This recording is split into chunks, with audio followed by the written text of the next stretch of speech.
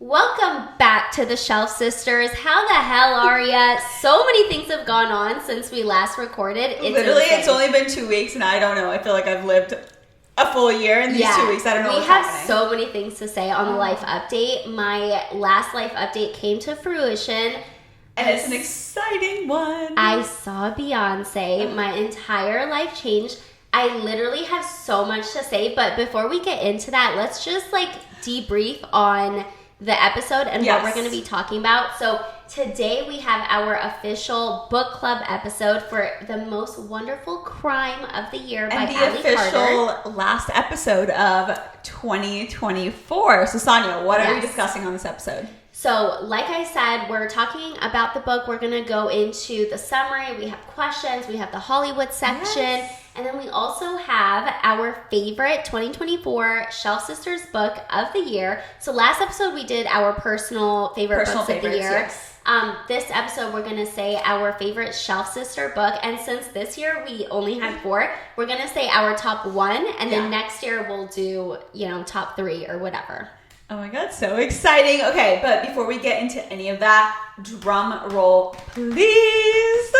Give us an update on Beyonce. For the recap of Houston. First, I have so many things to say, before I get to Beyonce. I'm set, yes. I just, if you don't follow us on Instagram, I'm sorry you missed all of my stories. I've never storied I'll create a highlight for Beyonce. Houston? Yes, okay, perfect. Okay. I just, showed everything. So first of all, we took JSX there, and if you don't know what that is, how would you describe it? It's a different kind of plane. It's a different airline. It's smaller. And also, if you fly out of Dallas, it's the easiest thing because you go through a different terminal on left field. You're literally there. You went 20 minutes before the flight? 30? Yeah, so how close did you cut it? 30 minutes before the flight. We were good on time, and so we were doing that there and back. And Dallas to Houston drive is, I would say, 4 hours. And it always says 4, but it takes 5. JSX, for us, it was supposed to be 1 hour for the entire journey to get to Houston. It was supposed to be a very quick in and out trip, and so that's why we decided to do that. Now, it had not rained for months before this trip. And all of a sudden, the first raindrops started to go down the minute our trip was supposed to start. Mm-hmm. So we ended up, the entire journey to Houston, you don't even know this. No, I don't. 4.5 hours to get there. We were waiting on the airplane. They were waiting for the pockets of lightning to stop. And it was pouring in Houston as well the entire 2 days that we were there. And then on the way back, we were delayed by 4.5 hours, and then it was the hour-long flight to get back to Dallas. And I knew none of this. It was so insane. I didn't even text about it because we were so over it. I don't even want to say how much the JSX tickets were. We literally could have just drove. It was those tickets but if you think about it, I know, but if you think about it, it would have been not safe to drive in that weather. We would have been fine. It was so insane. I just couldn't believe that was our luck. It was supposed to be so easy and quick and turn into this whole ordeal. However, we were getting off the flight, whenever we landed in Dallas, we were getting off, and Shaquille was honestly, it's good that our experience was so terrible with the delays, because had it been so easy, we never would have gone back to regular flying. It was so amazing. Yeah. It felt I couldn't even fully enjoy it, but if I had, looking back at the plane, whenever I saw pictures online, it looks like a long plane. So I didn't really understand what the hype would be about. No, it literally felt like I was on a private plane, had my own private terminal. Everyone was so nice. We talked to this lady who was on the flight whenever we were waiting in Houston. She came from Dallas, and she said that because of the rain, they were stuck on the actual plane for an hour. Oh, no. And they went and asked everyone exactly what kind of pizza they wanted, and ordered every single person the exact kind of pizza they wanted, brought it onto the plane, and everyone just had a pizza party on the plane. I mean, if you're sitting there on the tarmac. Yeah. It was so beautiful. And then they got us Chick-fil-A.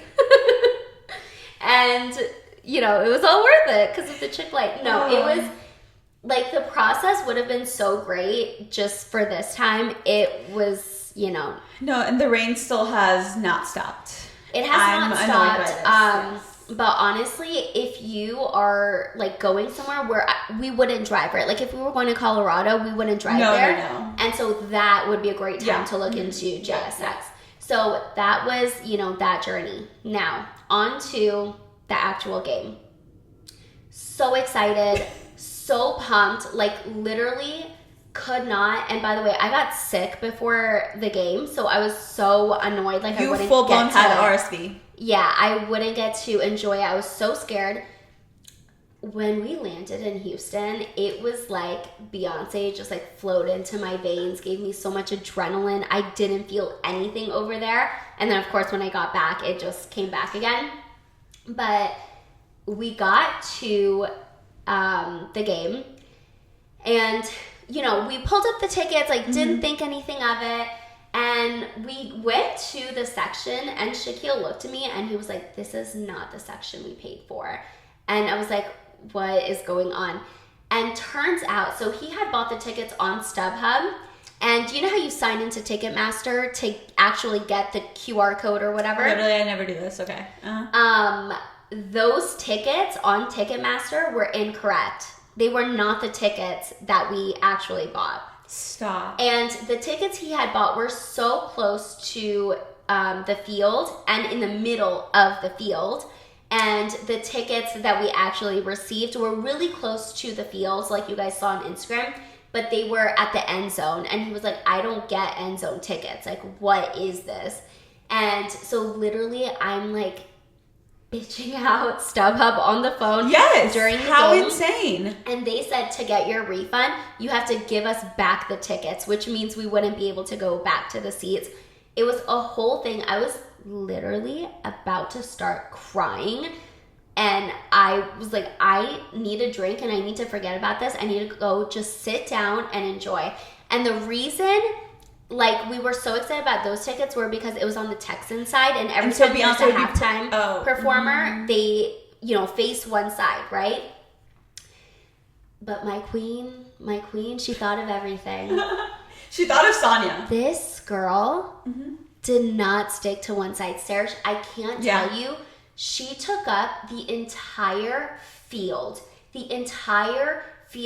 with those cars, the flowers, the bands, those like literally stages for different bands that people didn't even see on Netflix. And it was just like a 360 experience. It was so beautiful. I have chills just thinking about it. And while she was performing, I was just like, oh my God, like, this is why I love her so much. I have not stopped listening to her since that performance. Like, I haven't listened to anyone else, anything else.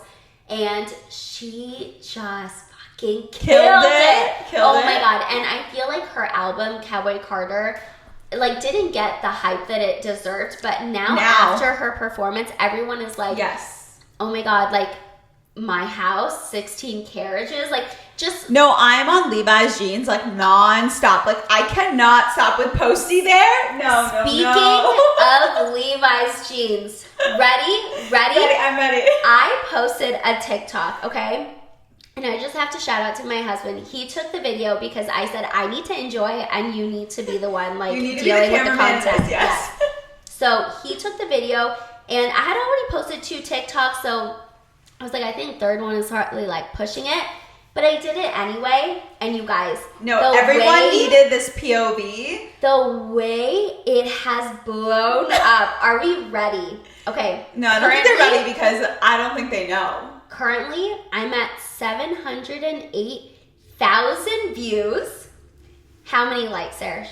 I think last time we checked it was 68. 86.8 thousand likes, 578 comments, and then go over 3,600 saves. Okay, go over what the comments are about because that is the funniest thing. So if you've been listening, you know that I am an extreme Swiftie, and Beyonce fan, right? Yes. The comments are literally like Taylor Swift versus Beyonce fans, and they don't even know that I'm a fan of both. Okay, but and why like, are they talking about Swift Taylor on this? Swift could never. And then like the Taylor Swift fans are like, Beyonce wasn't live. And I'm like, you guys, shut up. Like, just enjoy. Like, why do they have to just bring it in? hitting, Yeah, no. you know, those two girls? And I don't know. I understand because I think they have different talents. Like Taylor Swift is definitely a lyricism queen, and that's her strong suit, right? Yes. Beyonce's strong suit is performing. Like even if you listen to a song of hers and you're like, yeah, like that was fine. When she performs it, you're like, oh my God. No, you're captivated by her dance moves, her energy. Like, she just goes. Yeah, and I don't know why it's happening in my comments, but it's so funny because they don't know that, like, the person who posted it is literally a top-tier fan of both. No. And they should They're calm down, you know? But no, you need to pin the comment. You need to do a video explaining how you're both a Swiftie and a Beyonce fan. You're so right. I should You need to do this. My first viral moment. I need to Okay, so go on Sanya's TikTok, watch this video. And it's on, unfortunately, my personal TikTok. No, it's not unfortunately. Like, that is amazing. Yeah, I wish our, like, Shelf Sisters... I swear TikTok. Shelf Sisters TikTok is shadow banned because Sanya posted a similar video from Beyonce Bowl, and I think it has like 1,000 views. It's not like 100 honestly, something it's likes, fine. but it's okay. Fine. It's fine. But yeah, overall, so amazing. We definitely had hiccups along the way that I just didn't feel like posting because I was like, I just want Beyonce to be the overarching, you know, theme. And then the overall experience was so good with Beyonce. Everything else, who cares? It faded away. Yeah. An hour before our performance, I just looked at Shaquille and I was like, I want to forget about this. I don't freaking care what's going on. I need to sit and enjoy. I need to grab my drink. By the way, those bartenders like really made me a great drink too. Wait, what did you get? So it's gonna sound so dumb. I think I got like it was like vodka ranch water or something. Oh, okay. But I just said like, you know, vodka Sprite, and it like rang up as double, and I was like, I'm not even gonna debate this. Give me the double. Like I need it. Okay, you also posted these two people from Love Island. Oh my God. Also, you watch Love Island? I didn't know this. Here's the thing. I only watched a few episodes, and then Shaquille kept going This is without me. shocking to me. When she posted this, I was like, how do you know who these people are? And by the way, we got so many messages about those two people. Yes. Sarah had no idea what was going on. I didn't know. But it was Cordell and Serena from Love Island USA Season 6. And that season went viral, okay? And I'm so happy you brought this up. Because No, because that's like everyone was messaging us about this. And I was like, I don't know who these people are. This is after I bitched out StubHub. Okay. I'm pissed. I'm walking with my drink and just looking straight ahead going to the seats. Yeah. All of a sudden, I see these two beautiful people with beautiful skin, might I add, and they just had an aura about them, and I was like, God, they look so familiar.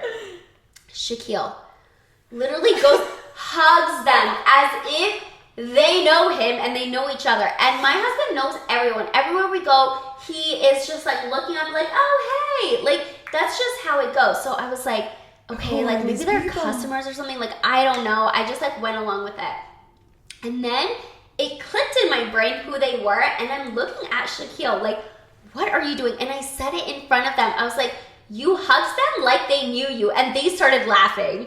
Because I'm sure in their brain, they were like, who is this Also, man? I can just picture Shaquille like giving them a bear hug. Like, what's up? That's literally how it went. And they were so sweet, Sarish. And That's Serena, so nice. That's we were so just nice. standing, and she just randomly gave me a hug. And just said... Also, you don't hug people so Yeah, and especially like celebrities, like known people. I never asked for pictures. Shaquille was the one that asked for the selfie, by the way. I just need to put that out there. And Shaquille's I don't want to intrude like on their space. And she just gave me a hug and said like Merry Christmas. It was so sweet. That's so sweet. And they were just so nice. And she liked our selfie, by the way. I don't know if you saw. No, I didn't. I It was don't so know. cute. Okay, well we're gonna clip this for Serena and what was his name? Cordell. Oh, Cordell Beckham is Odell Beckham's brother. Do you know Odell Beckham? Yes, his name sounds familiar. Was he playing at this game? No. Okay, got it. Okay, well, we're going to clip this for Serena and Odell, and yay. Yeah, so it was wonderful. Oh my God, wait, sorry. I have to mention one more, like, nasty thing that happened during the game. No. My Wolfer tights that I was wearing only for the third time. Again, this was after I, like, got pissed at StubHub. I'm literally... What a day. Like, literally about to blow up, okay? And I feel air, Serge, going up my leg. That's when you know. That's when you know. Like, did someone just lift up my dress? I looked down and I saw the rip. And I said, just kill me now. Like, I'm gonna kill someone or I'm gonna kill myself. No, today's the day that was the day that everything else had to, like, go wrong. But Beyonce made it up. It literally, all you have to say to me is Beyonce and my day improves. No. So amazing. Thank you to her. She just... Honestly, clip this for Beyonce. I'm sure she's going to watch it and be like, oh, Saanya, you're welcome. You're welcome. I just, like, want her to know how much I love her and how much I talk about her and how much she has changed my life. So I love you. Thank you. Yay. Okay, that's enough about me. That's enough about Beyonce. Sorry. No. But literally, like, the way that this weather has changed, I was supposed to be productive this week. Do so much stuff for the house and just life because I have no work happening right now, thank God. So it's like, oh, I'm going to focus on life.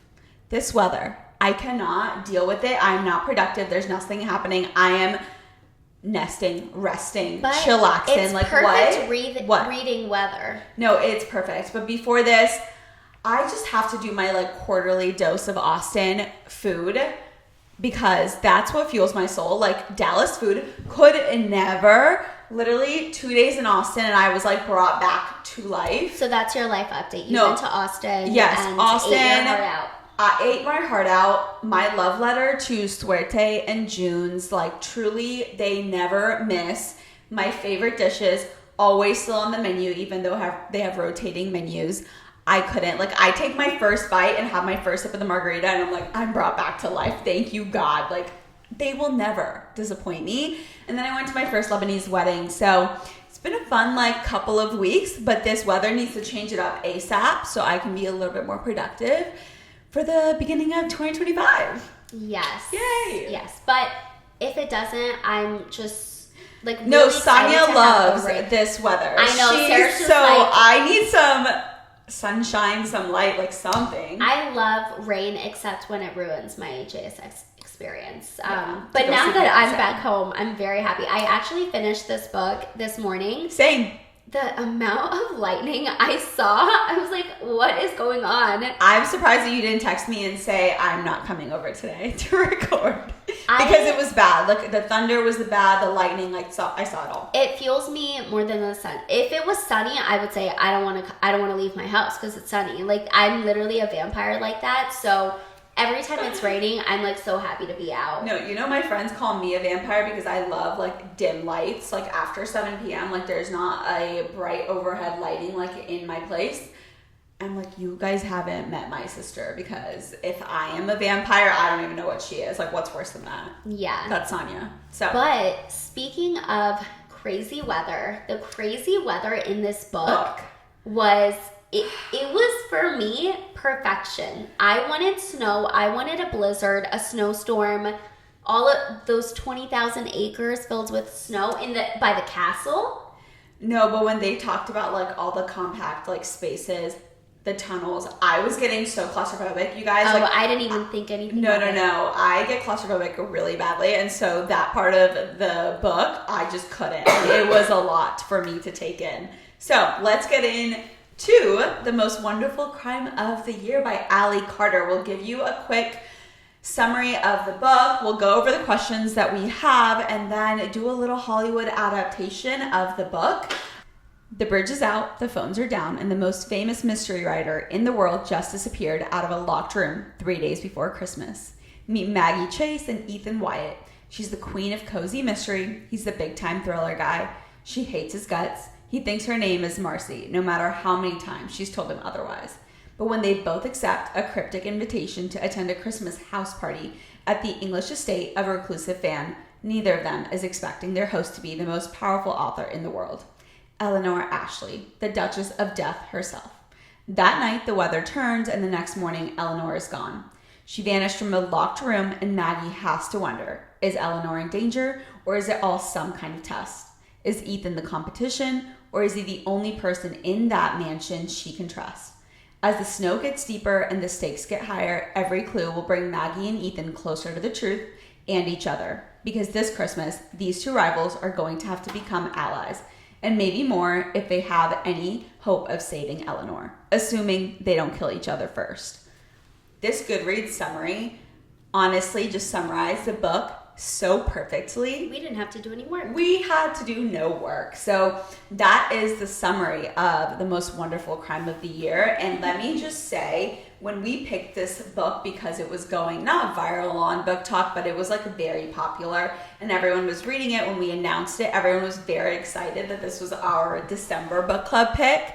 I was like, okay, like the cover looks a little bit not my style of book. I was judging the book by its cover.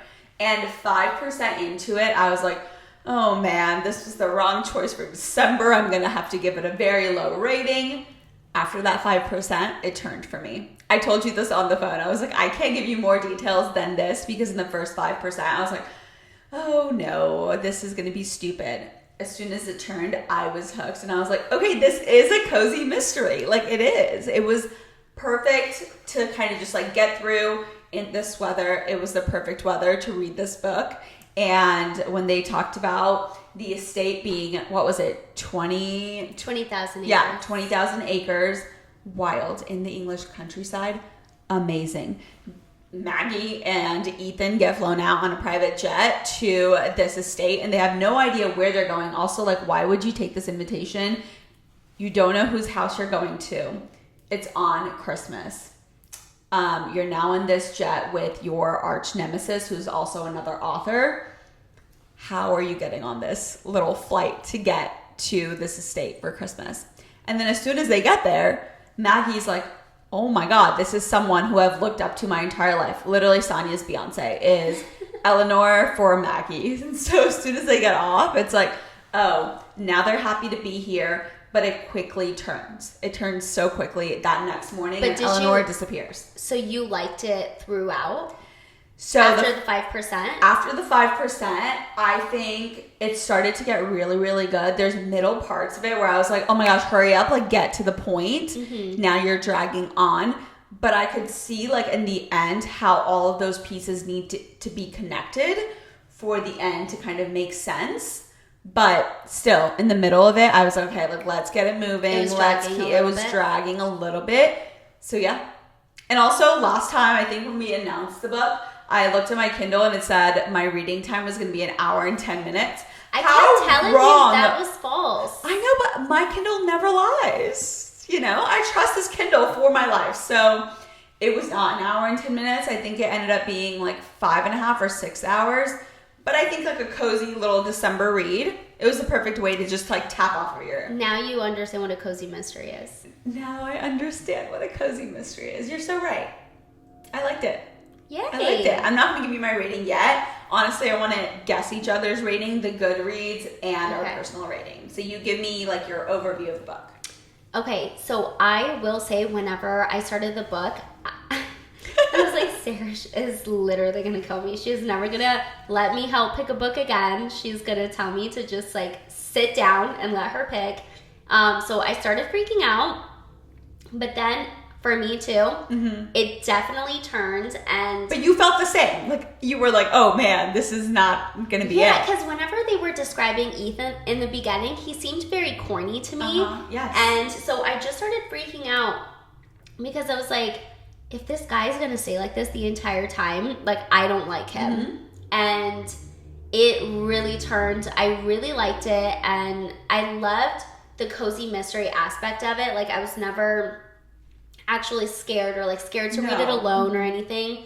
And then the romance aspect, what I loved about it was whenever you read other romance books, excuse me, there's like always some sort of miscommunication or whatever is like the miscommunication of him calling her Marcy instead of Maggie. Usually an author, like a romance author, would keep that in her pocket until the last 90% and then give it away. But this author, it was like a very paced out acknowledgement of all of the miscommunication or like the conflict that they had within themselves. A lot of the times it'll be just like tension builds, and at the 90%, like everything gets out into the open. She did a really good job of just like pacing out and acknowledging each of the, you said miscommunication. To me, I was just like the funny little nuances of their relationship. Like it honestly was funny, and then it made sense why he called her Marcy, and I thought that was the sweetest thing. At first I didn't get it, and then I was like, wait. Then when she got it too, I was like, oh, that's cute. That's so cute. Yeah. And like I hate when the girl in the book is like, the guy will literally be saying, like, what was the one of the things he said? Like, I'll take, just like telling her how much he likes her. And the girl never gets the hint in the books, you know? No, and she was getting, she understood from the beginning. She was picking up what he was putting down, okay? Yeah. And if she had it, I definitely would have been rolling my eyes. But everything he said, she was taking to heart, and she obviously had a jaded past, and she didn't let it like stop her from pursuing this thing. And I liked that she trusted him basically from the get-go, after like a few times of him saying like, you can trust me, we're in it together, we're gonna figure out the mystery together. I think he actually made her trust herself rather than saying like, trust me. He was like, trust yourself and trust your own gut. Yeah. And so I think when that happened, she was like, wait, I'm not the stupid person that my ex and my old friend like made me out to believe. Like, I'm actually trusting my own gut, my own thoughts, and I'm gonna run with this. Yeah. And I think that's when it was like, oh, like that's sweet. He's not saying like, trust me. It's like, trust yourself, trust your own instincts. And when she did, that's when like everything started to flow. And I think this book for me is the perfect example of like, just for me, liking books more than TV. Because, so this book, it even says in the description, it's like Knives Out, which is a very popular movie. And I think it got like, is it like Golden Globes or Emmy nominations? I have no idea, but when you said that, I was like, that is a very popular movie, but I have never watched it. So this is the thing. I tried to watch it, and I turned it off after 10 minutes because it was so dumb. It was cheesy? Yeah, and I loved this book, and it was the novel version of Knives Out. Yeah. And I loved it so much. And I think sometimes like the acting can ruin it, but whenever you're reading a book, it's just everything is in your brain, and you can just like, you know, conjure up like the perfect imagination for yourself. Exactly. Which we will do. The Hollywood version. Yeah. No, okay, I like that. But I really liked it. I will say, I really didn't care like what the ending would be, like who was the killer, attempted murder. I really didn't care, which to me is just a good indicator of liking the journey of a book and not needing it to end and know, you know, what happened. But I really loved them, and it was just such a cozy read. I literally was so happy we picked this for December. Same. Because if we were reading, like, what are you reading? Lady Tan or something? Lady Tan. Circle of Women. Oh my God. No, it's very slow. Out. Yeah, I know. No, that would not have been a good pick for our book club. And everyone that commented on our post when we picked this at the beginning of December, I can't wait to respond to them and be like, thank you for validating this pick, because now I got excited to read it because they had such good things to say. I understand everyone's 5 stars, and it's so hard because everyone knows this now. Like, whenever you have a book that's going viral on Book Talk and you trust it, you read it, and then it freaking sucks. And I know. It's so disheartening because it's like, so many people are loving it. Why don't I like it? Why is it trash? You know? Yeah. But this one, I was so happy. And I think, honestly, the people that, you know, we're talking to on our Bookstagram, like the podcast Instagram, we're like on the same page, and whatever they're like suggesting, posting about, and whatever we're posting about, I feel like people can trust, you know, rather than just going on random book talks and just like getting recommendations from them. So I totally understand why everyone gave this a 5 stars.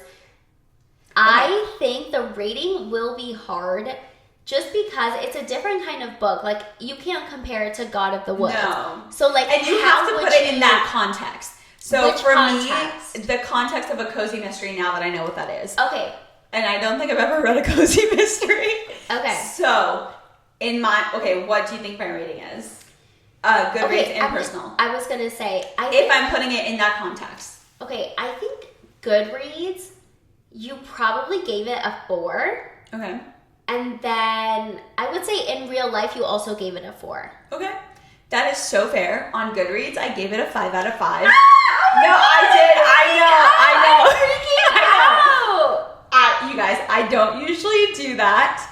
Seriously, like, I feel like you never do that. I never. Yes. Okay. Well, I did for the Heiress and God of the Woods, but this is why. Okay. Okay. Perfect setting for me to read this book in 100%. This time where I was just resting and chillaxing. Okay. The weather was gloomy, to say the least. There was thunder outside. Also, I was reading by my Christmas tree. My upstairs right now looks like heaven. Like, if I wanted to... No, the vibes are so immaculate. So me reading upstairs, and it's like a little tree house up there. So when there's thunder and when there's lightning, I can see it all from those windows. So the thunder and the lightning would literally strike at the most like perfect moments in the book. It was wild. It was wild. The ambiance was working in the book's favor. It was working in its favor. Okay. And so the setting was perfect. The timing was perfect. And the book, I put it in like that cozy mystery mindset. And I was like, for this type of book, I definitely give this a 5 out of 5 because the writing was not cheesy. It was well thought out, flowing perfectly. Yeah, it dragged down a little bit in the middle, but it wasn't so much that like, I was like, oh, okay, like let's get this moving. So because of that, I think on Goodreads, the author Allie Carter deserves a 5 out of 5. And in my personal rating, I gave it a 4 because I don't usually like read books like this, but I really appreciated us picking this because I wouldn't read it on my own with this cover. Sanya's freaking out and she's so excited. No, I'm so glad that you like made us pick this. Like, I'm happy. I'm happy. I could cry. I know. I'm literally so happy that you liked it that much. Okay, your eyes are like actually watery, so relax. No, I'm not actually gonna cry, but I'm literally so happy. Yeah. Okay. No, for you, Goodreads for sure. You gave it a 5 out of 5. And then I think for your personal rating, you gave it a 4.5.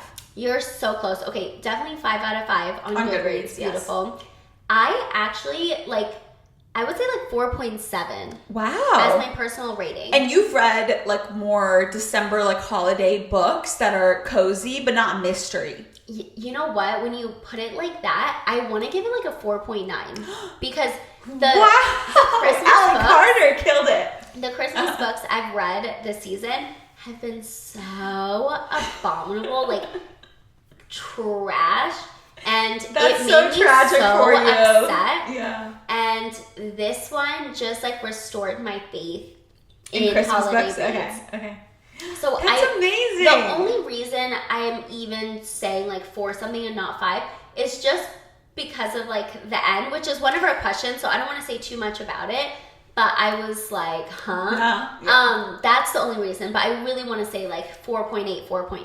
Okay, I think that question that you're talking about, let's go through that one first because everyone understands like the romance piece of it, Maggie and Ethan, and the mystery. So pretty much as you guys remember from the summary, Eleanor goes missing and Maggie thinks it's a test. She was right. There's clues to kind of get them there as to why she disappeared. She was about to be killed by somebody, and that's how the book kind of ends, is Eleanor is still missing, but then they find her in Greece. So yes. So the question is, did you like the ending and epilogue, including when Maggie and Ethan find Eleanor alive and living in Greece? What's your answer? Because I know my answer. You know your answer. Okay. I honestly didn't really care for this end. I was hoping that Eleanor was just living her best life on like another estate, just, having a time. But what I liked the way that Ethan kind of broke the news to Maggie, where she was like, I wonder like what she's doing, where she's at, and if she's even here.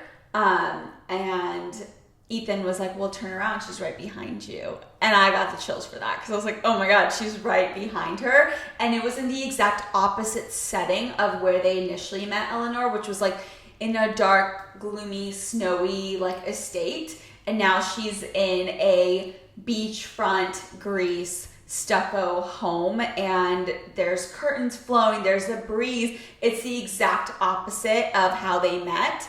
And I thought that was a good way to just like close it off, that she went from that darkness to now enjoying her life in light and in the wind and the water.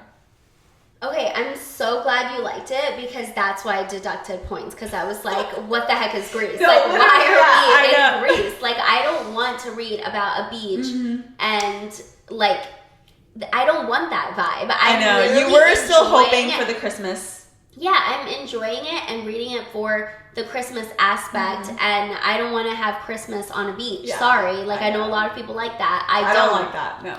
So, and I don't know, they never mentioned Greece at all throughout the book. So why is she now turning up on an island? And I totally get it, that she's going from a mansion that houses everyone that hated her and like wanted not good things for her into, this beachfront villa with James, who was like her butler, my gosh, her butler. Butler, yeah. But then they're together. They're together, which I loved that part because I didn't want her to be alone. I was envisioning her by herself somewhere. Yeah, when they said James, I was like, wait, who was James? And then I had to think about it, yes. Yeah. But I liked that she wasn't alone. That part was weird to me, and it didn't like tie in with anything else. I think the way they tied it in was Ethan and Maggie saying that next year for Christmas, so this was a year later, next year for Christmas they were going to go somewhere warm. Not sure why they picked Greece or why they thought that Eleanor would be there, so that was confusing. The clues led them to Greece. Okay, and it I didn't happen to be a warm place. Okay, got it. Which that part I liked because they were like, next year, like, we're not going to have all of this. Let's enjoy in a warm place. So that part I liked. But it was just meh. Meh. No, I agree. I honestly didn't care to hear about Eleanor.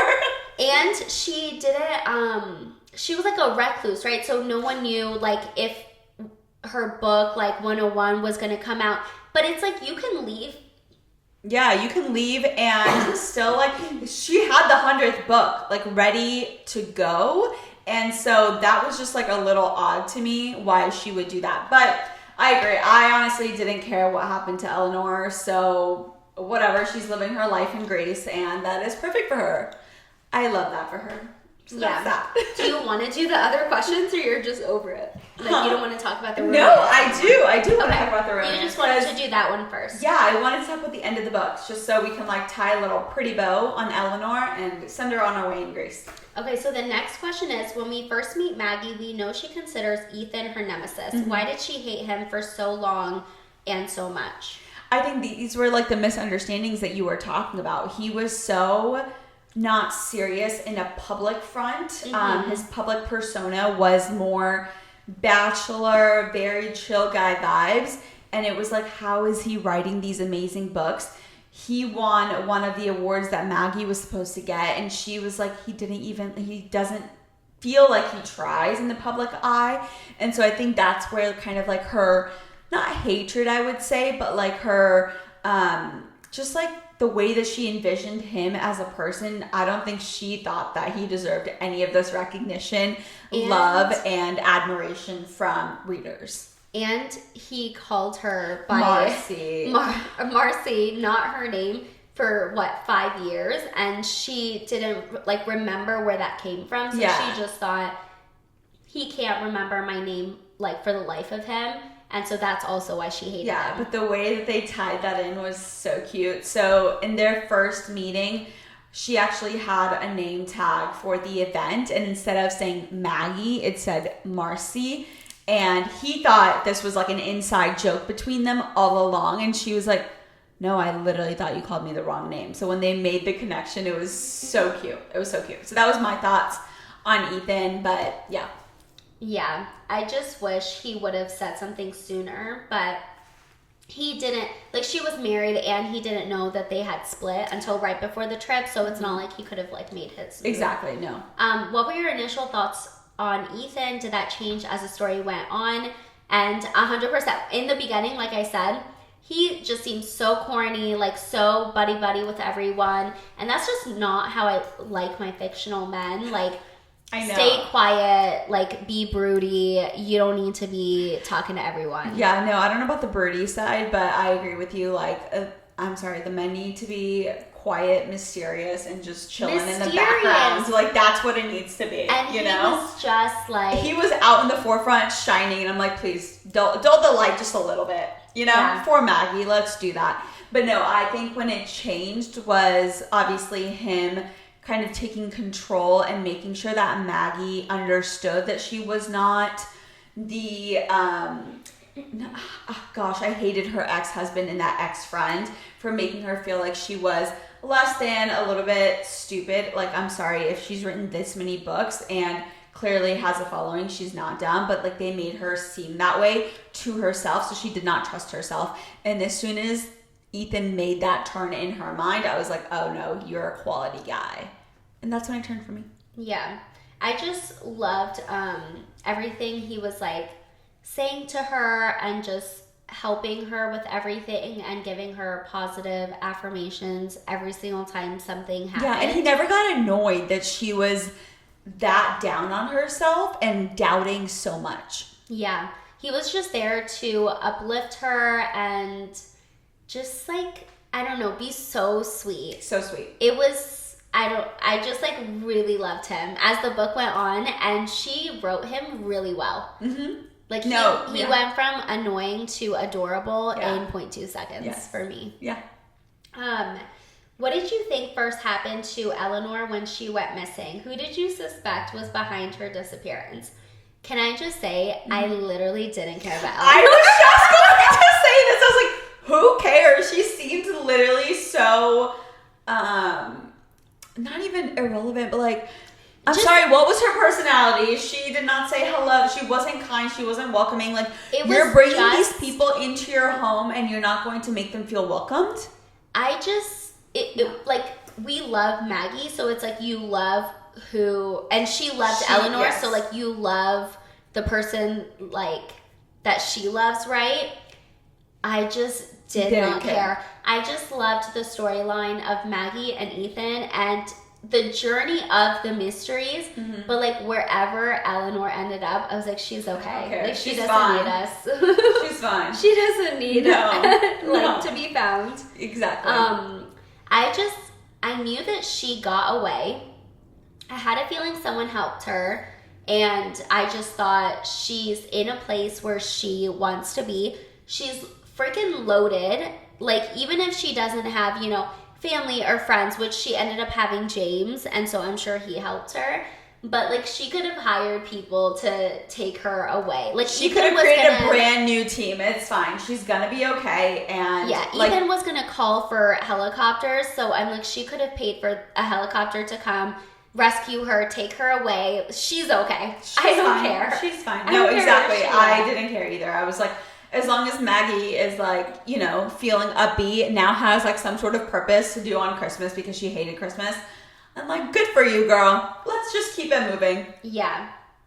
Well, no, that's perfect. This is why we did not care to put Eleanor in our Hollywood adaptation, because who cares like who she's going to be played by? I don't care. So she was barely in it. She was in the first, like, if it was a movie, she would be in the first 5 minutes and the last 5 minutes. Exactly. So we just care about Maggie and Ethan, and you got so excited when you picked your people, and I started stressing. I was like, oh no, I don't think I have the best people. So we're about to see. This Christmas movie needs to come out next Christmas. Oh yeah, that's a little too soon, so it's probably 2 years. A banger. Like, it would be so good, don't you think? And Knives Out, Was that a Christmas movie? It wasn't a Christmas movie, but it made a lot of money, got a lot of awards, and I think the same would happen with this. No, I agree. I agree. I want to say my people first. I know, I'm excited, and I am kind of... Yeah, no, I'm excited. Okay, Maggie had dark hair and pale skin, and then Ethan had dark hair and blue eyes. Yes. Okay? Also, my people are on our notes app together because we record on my phone. So go for it. I'll give you the phone for that. But, yeah. So my people, I went like, they're not this hair color now, but like they could be. Yeah. The guy doesn't have to change. The girl, I'm just talking about her. Okay, Maggie. And she, like, I wanted her to be really pretty, but be able to play, like, a vulnerable person. Emma Roberts. Pale skin. Let me look her up. Why aren't you freaking out? Like, no, I think that's really good. Okay. I can't see Emma Roberts being, like, vulnerable. And so I saw her in American Horror Story. Yeah. And so... not like it's like so vulnerable, but like she could play like she could play things. I could totally see her just being like, oh my god, like I just love Emma Roberts like in life, in general, in life. I think she's just like a cool girl, and I like that. I like that for Maggie. You're giving her a lot of cred. Okay, and then Ethan. Oh no. Okay, this is who I pictured. Like someone definitely taller than Maggie, because she kept saying like he was so tall and broad. And I forgot about that. Really hot. Really hot. And could be like boyish, you know? So I just needed someone like to play that perfect part, and I have the perfect person. Got it. Chase Crawford. Stop! Ooh, okay, he's not broad, but Chase Crawford. He is perfect. You know why? You haven't been keeping up. I follow him on Instagram. I haven't. He's a Marvel something. Like, I want to say a Marvel superhero. And so he had to, like, bulk up. Oh. Yeah. Oh my gosh. gosh. And so he is, like, broad and muscular now. Oh, Chase Crawford. That is a really, really good one. And he's boyish. And he needs to be in this movie. He's, like, literary a little bit. Like, he could write. He could write. Exactly. He could be in the army and write. Like, I like that. In the Secret Service. Sorry. Yeah. Oh my gosh, I like that. Love. Okay, you're ready for my people. Yeah. Okay. No, you guys can decide, but I think I killed it. No, I think. Okay, so for my Maggie, pale skin, dark hair, I picked Lily Collins. Please do not think about Lily Collins from Emily in Paris. Think about Lily Collins from everything else that she has done. Like what? I don't know, but I've seen her in other things. Okay. But I think she would play like a writer that's a little bit not trusting of herself and a little bit not ditzy, but I like love Lily Collins, and like I loved this book. She would ruin it for me for sure. I don't think she would ruin it for me, but I agree. It's not the best pick. It's not the best. I'm not 100% sold on these people. Okay, it's fine. Okay, name the guy. My guy was Chris Pine.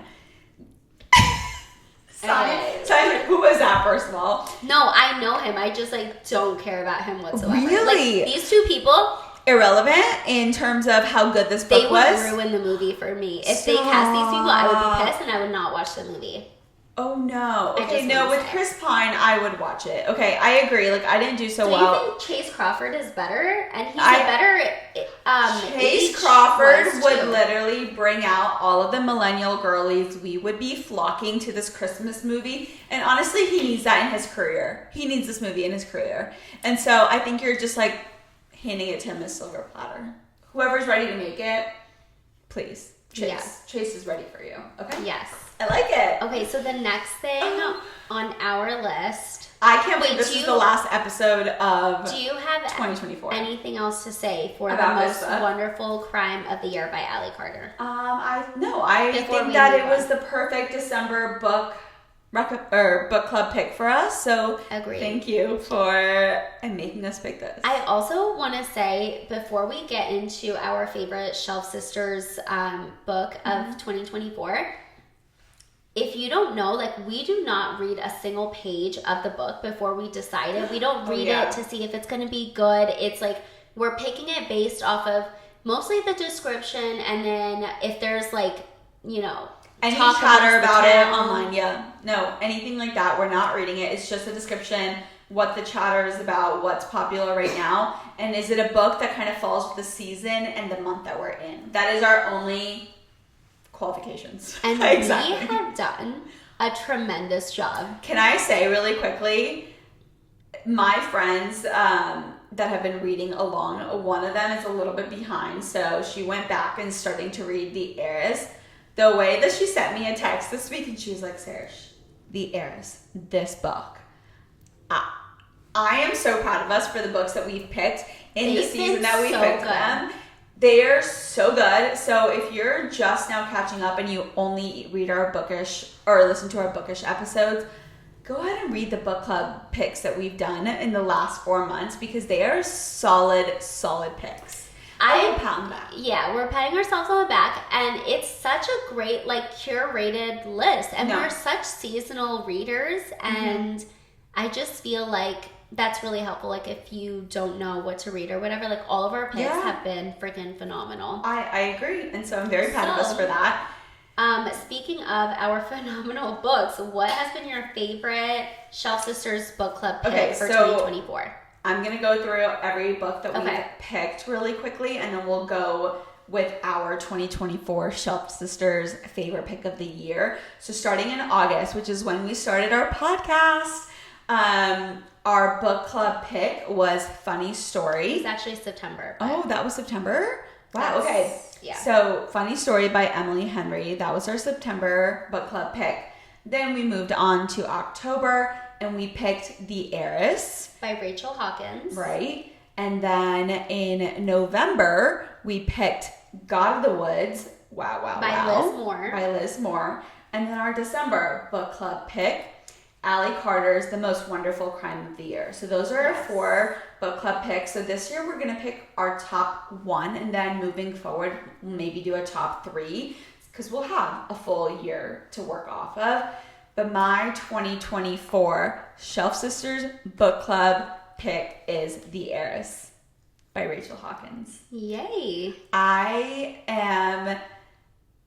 think it was a very much a book that I would have picked to read myself. Mm-hmm. You know, it was my vibe. Like, I was ready to kind of move into that mystery, like, not mystery, but like, not 'Cause even it a was thriller. October, Like, so- yeah, it was October. We were ready and in that mindset, and that season was there. And it had so many twists and turns. I loved the setting of the book. I loved the writing. I loved the writing so much. It did not drag on for me at all. Like, it was, they kept it moving. They kept the twists coming. And even in the end, like, I still think about like how much happened in that book and how each character in that book played such a role. And so for me, 5 out of 5, that was my rating for The Heiress, and that is my 2024 Shelf Sisters book club pick. Love. Yeah. I'm kind of having a hard time with mine. Mm-hmm. Okay, so I'll give like what I told you. And I before. agree. And I agree with your hard time because these books were phenomenal. So what I had told Sarish earlier today was my pick is The God of the Woods by Liz Moore. I loved that book, and it's the one that sticks out the most to me. Mm-hmm. And I don't know if it's just because like we just discussed it today and it's just like top of mind, but like I really, really loved Ethan and Maggie so much. Like, I almost want to say The Most Wonderful Crime time of the year. That would be so on brand for Saanya to pick as her 2024 book club pick. It really so would on be, brand. because like it's Christmas, it's romance, mystery. Like it's literally what I live for, what I talk about, what I want in a book. Like and all the anytime time. you ask her for a recommendation, she's like, I'm gonna slip in a Christmas book whenever you need it. Okay, whenever you need the cozy vibes. Here's this Christmas book you can read in March. It doesn't matter. Yeah, so I'll say God of the Woods and then like honorary mention to Wonderful Crime of the Year. I just have That to. is like, so on brand for you. I love it though. Yeah. I love it. So yeah, I think that's good. But I'm so excited to continue picking books. And our next episode will be a bookish episode, and we're gonna go through like there is books. so much book news recently about books being made into movies, especially Verity. I cannot wait to discuss the casting. There is so much happening in the book world. All of the new releases that are coming in 2025 sound so exciting. So our bookish episode in January is going to be fully stacked. I can't wait to discuss it with you. And discuss our book goals. Like everyone picks a Goodreads number that they want. Which, you know what? Sonia posted her 2024 Goodreads in review on our Instagram. So if you haven't seen it, we'll put it as a highlight because it was so cute. I loved it. I stupidly did not pick a 2024 book goal. I don't know why I didn't do that. But yes, you're right. In 2025, our January bookish episode, we will set a goal for Goodreads for ourselves and then also for Shelf Sisters. They sent it, I want to say a little too early because I had posted, I want to say my goal was 50 books and I was at 45 maybe. And I had said, you know, I literally like didn't care about my goal, so I don't care to reach 50. But because I got sick and I had so much time in bed, I did read a good amount. I think I read 2 books before that you DNF'd a couple. No. I finished 2 books before starting this one. So I think I'm actually going to hit the 50 goal, even though I didn't care to. And it's only because I got sick and I had nothing else to do. I'm sure they're going to update that number at least for your I'm going to post like my update, like if I reach it. I don't know exactly what I'm at, so I'll have to check and then I'll story it. I know. But that's so exciting. I didn't even care. And I think I might reach it. No, for now, sure. if 45 out of 50 is different than 49 out of 50, if it is 49 out of 50, like you're reading my eyes might twitch. So I'll keep you updated. No, if it hits that 49 mark, best believe Sonia's going to put another little Christmas book on her Kindle and get to it. So true. You know? That is maybe when I'll add a novella to the mix. That would be the only way. Not the novellas. I literally had to ask Sonia, I was like, what is the novella? Like, please what did explain. You think it was? I thought it was some, like... novel? No, I thought it was... Okay, you know Spanish telenovelas? I was like, are you talking about a novella, like, in a book form? What is happening? What's happening? Oh, you thought it was like a soap opera, like TV show sort of thing? Yes, like a dramatized, like, version. I don't even know what I was thinking. So, yeah, that's what I thought a novella was. But that is also very on brand for me. So, you guys, that is the end for our 2024 book club picks and our last episode for 2024. We appreciate you guys a lot. And I'm so happy that we started this podcast in 2024. I'm so happy. Our TikTok is what? Shelf Sisters. And then Instagram is Shelf Sisters Podcast. If you want to go follow us and if you want to subscribe, like, that would be so amazing. Yes, we would greatly appreciate that. And until January 2025, see ya. Goodbye.